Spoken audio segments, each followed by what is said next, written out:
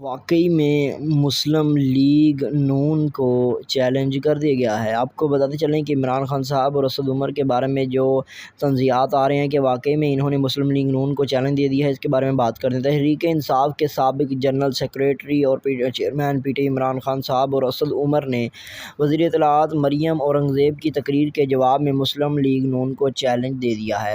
Press conference کے دوران وفاقی وزیر اطلاعات مریم اورنگزیب نے کہا تھا کہ عوام نواز شریف کے ساتھ ان کے نظریے کی وجہ سے کھڑی ہے۔ پاکستان کا ووٹر جانتا ہے کہ نواز شریف ہی ملک کو مشکل سے نکال سکتا ہے۔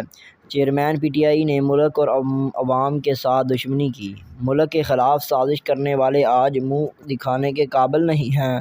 4 سالوں کے دوران قومی اداروں کو نیلام کرنے کی باتیں کی جاتی رہیں، جبکہ ہم نے 15 ماہ میں اداروں کو نیلام نہیں دوبارہ کھڑا کیا ہے۔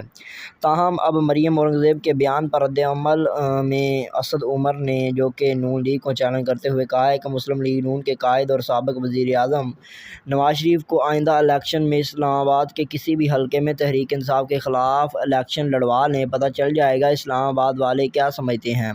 اسد عمر کا مزید کہنا تھا کہ مریم اورنگزیب کا پی ٹی آئی دور حکومت میں حلقے کے لیے صرف ایک ہینڈ پمپ لگانے کا دعویٰ جھوٹا ہے۔